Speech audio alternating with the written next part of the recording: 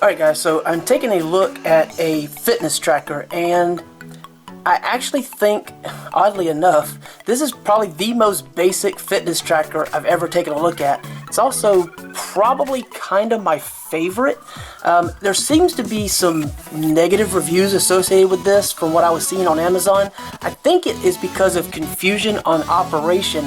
However, once you get used to it, this thing is actually probably about as easy as it can be to operate. So before we get into the actual unit real quick, it just comes with this little basic box, nothing too fancy, a little user manual, and I'll talk more about this in just a second. Let me show you one other thing.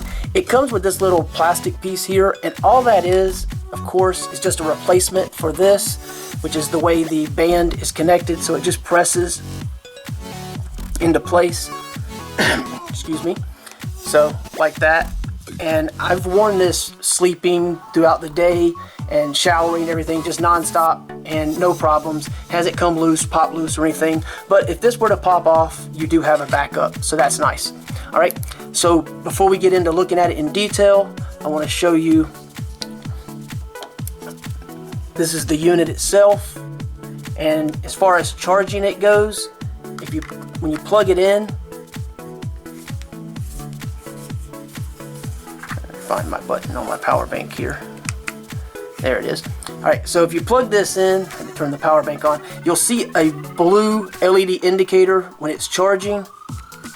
And if you plug it in the wrong way, nothing happens. So if you don't see a blue light come on, you may want to change the orientation of the USB. So if you plug it in one way, it charges, one way it doesn't. Just something that's very simple to make the mistake. People may actually make that mistake. So that's pretty much it, and there's two buttons on it. And what I was going to say about getting back to the manual is, in the manual they list it as K1 and K2. What we're going to do is call it the bottom and the top button for simplicity. I believe the bottom is 1 and the top is 2, in case that matters. But top button, bottom button, very easy, very simple. Now I will say this about this thing. For me, the blue LED just stays on all the time when it's charging. Never like turns off. So, you know, that's a little bit weird. But there is a way to check the battery status, and that's just by pressing the bottom button and holding it. We'll do that in a second, but I want to show you what this looks like when it's not in the bracelet. So if I light this up, you can't really, I mean, you can make out what it's supposed to say, but it's not very easy to read, I don't think, and that's because it's not diffused. And I don't know how well this shows up, but this is just a thin, like silicone, and it diffuses the actual light that's put off by the LEDs, making it easier to read. And it only goes in one way, but if you look at the back, you'll see a little mark there, so you'll know which way it goes. But if you try to put it in the wrong way, you will definitely know that you've put it in the wrong way. So that's all there is to it, to take it in and take it out. So that's very easy. Swimming is probably not really recommended for this type of bracelet, but if you were maybe doing just laps on the top of the surface and you're not really submerging it, you might get away with that. Not going to say it's a good idea. Other than that, super lightweight, super soft, super comfortable. No Bluetooth, so no app to install, no connectivity to your phone. Around midnight every night, this thing will reset itself. So if you want to check out the different information that it's accumulated, as far as like your steps, your distance, and the calories burned, you're going to need to do that before, right around midnight, it will reset itself. Okay? So it takes around an hour, maybe a little more, to charge, depending upon what you've got it plugged into. So not a super long time for that. And I guess it really varies depending upon the user, but I'm going to say most, if not just about everyone, should get at least about a week, maybe more, of usage between charges. So that's one of the aspects that makes it really, really nice. Others I've had can go 3 to 5 and some 5 to 7. This one can probably go 7 plus for most people, but again, that's going to vary depending upon your usage. Right now, I think I've had it, the last time I charged it, I think was four days ago, I think, and I'm at 78% battery. So I don't know how well that shows up for you on camera, but let me hold that down again real quick. So 76 and 2 bars, and those bars go up and down depending upon the charge. So there's that. Okay, so let me see if there's anything else I can think of. Yeah, you do have 12 and 24-hour time formats available, which is nice, and it does have a vibration for an alarm if you wanted to use that. And the other thing is, the only like real issue or complaint I have is the distance traveled is measured in kilometers. So you have to do a conversion if you want to know what that is, or just kind of get a reference point that you want to use in terms of knowing what kind of distance you've gotten. So let me show you real quick. If I just push the button on the bottom, it's going to show me the time. It's going to show me it's 4:21, and that's going to be it. So again, if you push and hold it, it's going to show you the percentage of battery remaining. If you push it one time, it's going to show you the time and then the date. Now, if I push the bottom button once to turn it on, and then push the button, I can cycle through the different modes. And of course, those are going to be, as I said, you're going to get like calories, distance traveled, steps taken, and it's going to show you the alarm. And of course, it's going to start with the time. So let's do that real quick. Again, we're using the bottom button. So we got time, steps, I believe this is distance, calories, and alarm. And then if we push it again, nothing happens, but if we give it a few seconds, it goes off. Okay, so let me show you real quick how to set this, because that seems to be a challenge for people.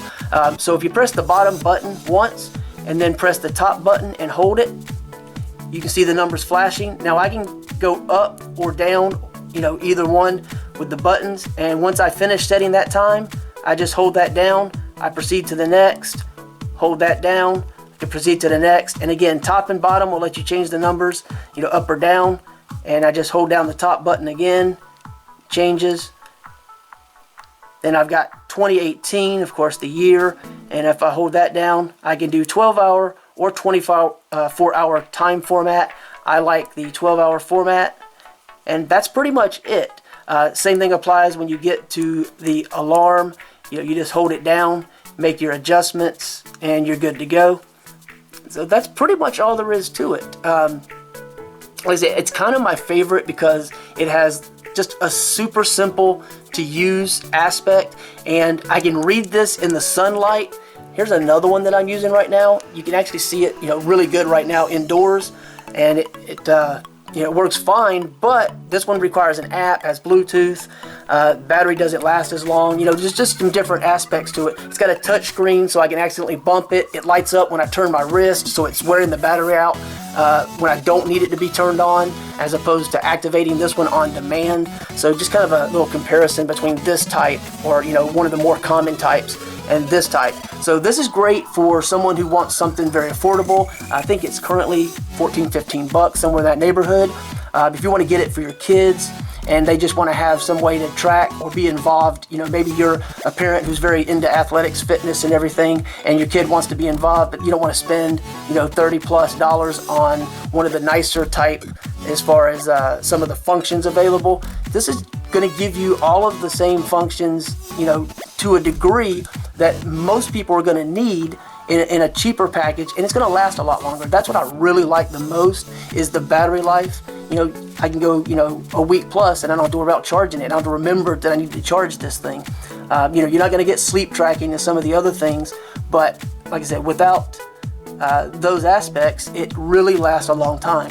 So I think this is really nice. Like I said, I think the negative reviews are associated with like ease of use, and people are just a little confused about how to actually use this thing. But I find it very, very simple to use personally, and I would really highly recommend this. So I don't know about the really long-term, lifespan or usage, but it seems really nice, and it's super, super lightweight and comfortable to wear. And I can wear it 24/7. Showering, I wash my hands so many times per day. It gets wet a lot, no issues whatsoever. So workout, sweat, rain, things like that never should pose any problems. Okay, so I just wanted to share that with you. I wanted to give you a little bit of a tutorial of sorts on how to set that with the bottom and top button. So again, you just use the bottom button to cycle through. The top button, if you hold that, you can go into the set modes, and once it's set, you just hold that top button again, and that sets it. And then of course you can change to the next field, and adjust up and down with the 2 buttons, and then use that top button by holding it to set whatever selection you prefer. Okay, so that is pretty much it. You can find out more with the link below the video, and check out other reviews. Again, I think the negativity is just a usage situation, so check into that if it's something that you're interested in, and thank you so much for taking the time to watch this video. I hope you found it useful.